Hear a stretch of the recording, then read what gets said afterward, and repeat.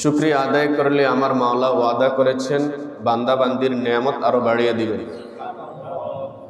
শুকরিয়া আদায় না করলে আল্লাহ মানুষকে জানিয়ে দিয়েছেন নাকশুক্রিয়া বান্দা বান্দির জন্য যন্ত্রণাদায়ক কঠিন শাস্তি আল্লাহ রেখেছেন।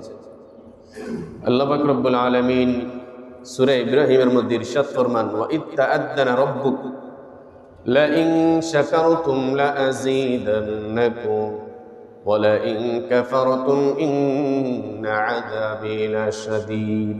যদি শুকরিয়া আদায় করো লা আযীদান্নাকুম, আল্লাহ বলেন তোমাদের নিয়ামত আরো বাড়িয়ে দেব। ওয়া লা ইন কাফারতুম ইন্না আযাবি লাশাদীদ, আর যদি না শুকরিয়া করো কঠিন আযাব তোমাদের জন্য অপেক্ষা করতেছে। আল্লাহ তাআলা আমাদেরকে সর্ব অবস্থায় আল্লাহর নিয়ামতের শুকরিয়া আদায় করার তৌফিক দান করুন।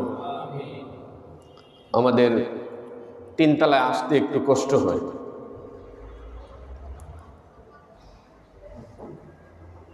অনেক মুরব্বিয়ানে কেরাম আছেন যে তিনতলায় আসতে একটু কষ্ট হয়।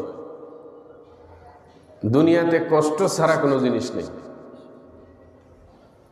কষ্টের পরে ইনশাল্লাহ মিষ্টি।